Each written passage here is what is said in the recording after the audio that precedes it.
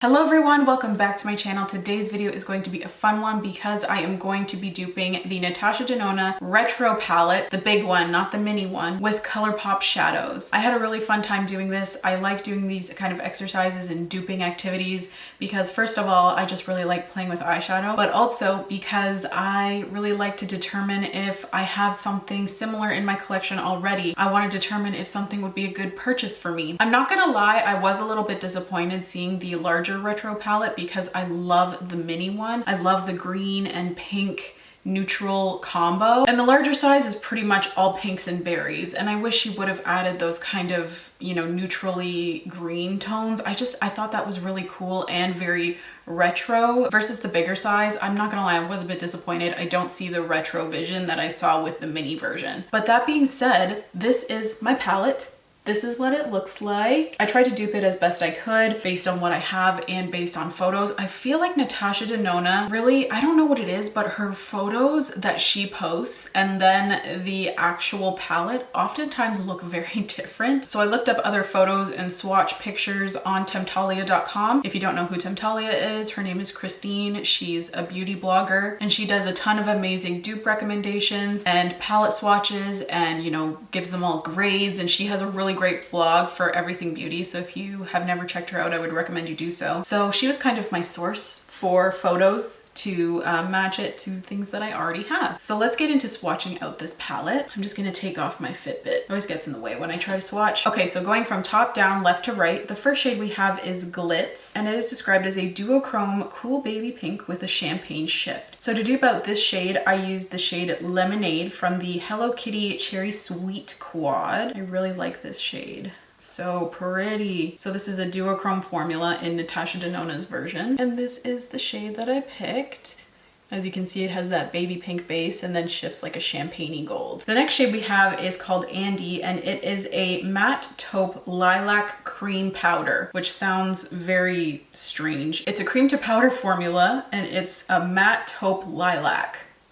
I don't know, it kind of pulls pink to me, so I went with a more pinky taupe version. This is the shade High Flying from the Fine Feathered palette. Next up we have a metallic, and this is the shade Jude, which is described as a metallic warm taupe. For this shade I took from the Bare Necessities palette by Colourpop. This is the shade Brie Fixe. I don't know how to pronounce it, even though I know French. So that's the shade that I chose. It's kind of a taupe, but it still has a bit of warmth to it. Then there is the shade Maud, which is described as a matte off-white with a pink undertone. So for this shade, I picked from, I believe it was the Blush Crush. Yeah. Blush Crush palette. This is the shade Lovesick, and there's not a lot to it, honestly. It's just like a really, really light pink. You can kind of see it there. So that's my dupe. I'm gonna run out of space on my hand. And the final shade in this row is called Vivian, and it is a matte light pink nude cream to powder. So it's a cream to powder finish. I didn't dupe the finish, I just duped the colors here. And it's a matte light pink nude. I don't know what that means. Honestly, I don't see any pink to it. It just kind of looks taupey to me. So for this shade, I took from the Nude Mauve palette, and I took the shade Bare to Wear, and that is the first row. I kind of ran out of room, but okay. So next up we have the shade Groove, which is a matte medium dark warm maroon. And for this shade, I pulled from the Gather Round Sisters palette from Colourpop. It's the palette in collaboration with Disney. What's Hocus Pocus? That's the movie. So that is the shade there, and the shade is called Night of Frolic. Next up we have a matte dark taupe cream to powder. Matte dark taupe. I don't know, I just picked like a cooler toned brown. This shade in particular is pretty difficult because it kept switching in every photo I looked at. So to dupe this shade, I used the color Crack On from the Bare Necessities palette. Next up, we have the shade Psychedelic, which is a warm baby pink with multicolor sparkle topper. That sounds so beautiful. I don't think this is an exact dupe, but it's like sparkly and light pink, so it'll do. This I got from the Blush Crush palette as well, and it's like a sparkly light pink topper shade. It's called Crack a Bottle. So as you can see, it is just light pink. It doesn't have that kind of multi-colored sparkle, but I still think that's the closest that I have. Then we have the shade Gogo, which is a matte medium warm rose cream to powder. It's kind of like a coral almost. I wanted to use the shade Anemone from the Coast to Coral palette, but I actually lost it. I don't know where it is. So instead I grabbed a shade from the Malibu Barbie palette, and I don't think it, well, I know it's not an exact dupe.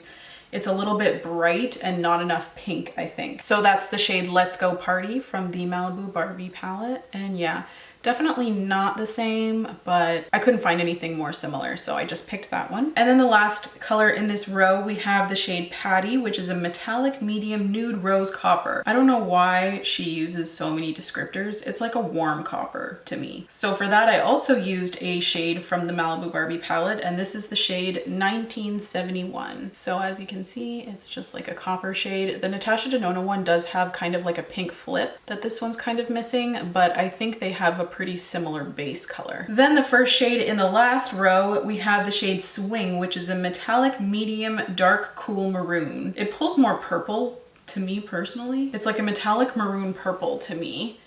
That's what it looks like. I grabbed this from the, I actually don't even remember, hold on. So I actually took this from a Colourpop 5-pan palette. It's the shade Woo from the Amore Quint. So when they launched 5 pans, I took this out of one of those. Next up, we have the shade Nude Mauve, which is a matte medium light neutral nude. Matte medium light neutral nude. That's just like so many descriptive words. For this one, I grabbed from the Raw Beauty Christie palette. This is the shade Old Growth. And it kind of has like that pinky undertone, you know? But still remaining really neutral. I think that was a good shade. Yeah, that's a nice one. Then we have the shade Rebellion, which is a matte medium burgundy cream to powder. There's a lot of cream to powder in this palette, so it appears. Also, I'm sorry if I'm shaking the camera. That's just me like digging my finger into the swatches. The shade is from the Colourpop Wine and Only. Okay, are we gonna not focus, or there we go. This shade is from the Wine and Only palette, and it is the shade Mull It Over. Really nice. And then we have the shade Hello, which is a metallic taupe nude. This one kind of pulls more rose to me personally. Like I wouldn't call it a taupey nude. I'm not a professional color descriptor, so maybe. And to dupe this one, I also pulled from the Bare Necessities palette. This is the shade Designer Duds. It's kind of like a rose gold. It's much less copper than the shade in the middle row. So yeah, that's the color I picked based on the photos that I saw. And finally, we have the shade Amara, which is a matte medium cool vintage rose. That is not how I would describe this. I would describe it as a warm toned red and brown. So to dupe this one, I took from the Colourpop Ornate palette that launched around this time last year, and this is the shade Rival. And that is the entire palette swatched out on my hand, my dupe palette anyway. I like it. I think I did a good job, and it kind of is curbing my desire to purchase this palette right away. When I first saw it, I was like, yes, I love those tones. This is totally something that I want. Add to cart right away, right as it launched. And then I was like, wait a second, maybe I can dupe it in my collection. First of all, that would be a fun video. Second of all, maybe I won't have to purchase it. And I'm kind of, you know, leaning towards not purchasing it. That being said, obviously I don't know what it looks like in person, so I think I would just want to check it out in person first, see if it really is something that special that will bring a lot of value to me and my collection. Hello friends, it is Editing Kelsey here. I just wanted to pop in to let you know that I did see the palette in person today and have determined that it is nothing special in my opinion. I'm really happy I didn't get it. I did get the Natasha Denona Love palette though, since it was half off at Sephora, so I'll be posting a video on that in the near future. Okay, bye! So yeah, I'm really glad that I did this exercise because of the fact that I don't know if I love it as much in person. I just don't. So yeah, let me know what you guys think of the palette in the comments down below. I'd be really interested to know. I used this duped palette on my eyes today, and if you want to see how I achieved this look, then you can just keep on watching, even though I have done a very similar look in the past. If you want to see that, then you can check out my fine feathered video. I will link it in the cards up above. I did a very, very similar look. That was not intentional. I didn't mean to do the exact same look twice. I apologize. But yeah, if you want to see how I achieved this look with this palette, then just keep on watching. Okay friends, so let's get started on a little look-see featuring my palette, or my version of it, I guess. I think I did an okay job. It's kind of hard to tell via pictures. I looked at swatches on Natalia to see what they actually look like. So I don't know. Hopefully it looks like kind of similar. I think I want to do something really light today despite like being drawn to the berries. I want to do something pink. So I'm just going to prime my lids with my e.l.f. Hydrating Camo Concealer and I'm going to blend that out. I hope everyone's doing well. I feel like I haven't talked to you guys in a really long time. Not a ton of updates over this way. I've just been working a lot. That's why I haven't filmed a lot lately. It's the middle of wedding season and I'm actually allowed to work. So I've been taking every single opportunity I can get. So that's why I've kind of been a little bit MIA. Not MIA, just uploading less frequently. I think what I'm gonna do first is lay down this medium toned pink right here, kind of in the crease and in the inner and outer corner. To do this, I'm just gonna use a little pencil brush. You'd think with it being fall, I would definitely go more towards the berries. I don't know why I'm not right now. I just am really drawn to pink right now. I don't know, it's weird because I really wanted the retro palette for the berry tones and here I am not reaching for the berry tones first. So yeah, I'm just taking that in the inner and outer corner and I'm kind of applying it just kind of into the crease a little bit. Then I'm just gonna take a little bit of my Urban Decay pressed powder and I'm just gonna set the brow bone. And then I'm gonna take that same pink shade just on a bit of a larger brush and I'm just going to kind of buff out that harsh line there. Okay, so now that that's blended out a little bit more, I'm gonna take this dark berry shade, this one right here, just on the same little pencil brush. And I'm just going to apply this on the inner and outer corner, but I'm gonna keep it pretty close to the lash line if possible. I'm adding just a smidge of this color because I feel like you can easily get carried away with it. And I still wanna keep this look like pretty light. Okay, so I think that's all I'm going to apply for that shade. And then I'm just going to kind of buff out these edges here. Then I'm just going to take a little bit of the Anastasia Beverly Hills Glitter Adhesive. I'm just going to apply a little bit to the back of my hand. And I'm just going to apply that to the center of the lid. Kind of take it upwards a little bit. And then I'm going to go into this shade in the center here, the light pink sparkly one. And I'm just going to use it on my finger, because I feel like that'll be the best way to apply it. I feel like that Super Shock shadow that came with the Fine Feathered collection, that light pink one would also be super beautiful for this kind of look if you have it. Did I literally do the exact same look with the Fine Feathered collection? Now that I just mentioned that, I feel like I totally did. So next I'm just gonna grab my Kat Von D tattoo liner and just paint a little line. Oh, this is all of a sudden becoming a super thick line. Oops, don't you hate when you do that? You just like accidentally make it way thicker than you were intending. Okay, well, I guess that's what it's gonna be. I feel like the look in the Fine Feathered collection was pretty similar, just like a lot darker than this. I kept it pretty light. So that just shows how little creativity I have. Love it for me. So I am going to go in with my Hydrating Camo Concealer again. And then I'm just going to use a little bit of Tarte Shape Tape kind of right here because it's a little bit lighter. I feel like I put way too much concealer on. I'm so heavy-handed with my concealer and I keep forgetting to go lighter. Like I don't have a ton to cover up, so I really should have a lighter hand, but I just keep forgetting. Okay, so then on this teensy weensy little brush, I am going to grab that deep berry shade that I used on the inner and outer corner. And I'm just gonna kind of match that. I'm gonna take it on the inner and outer. And then I'm gonna grab that lighter pink shade and kind of use that to smudge it out a little bit. And then I'm gonna take the light shimmery shade. Then I'm gonna take that light shimmery shade and just apply it kind of to the center and also to the inner corner. Then I'm just gonna add a little bit of translucent powder directly under my eyes just to prevent any sort of like creasing or smudging of the eyeshadow. Then for liner, I'm going to use the shade Charmer from Colourpop.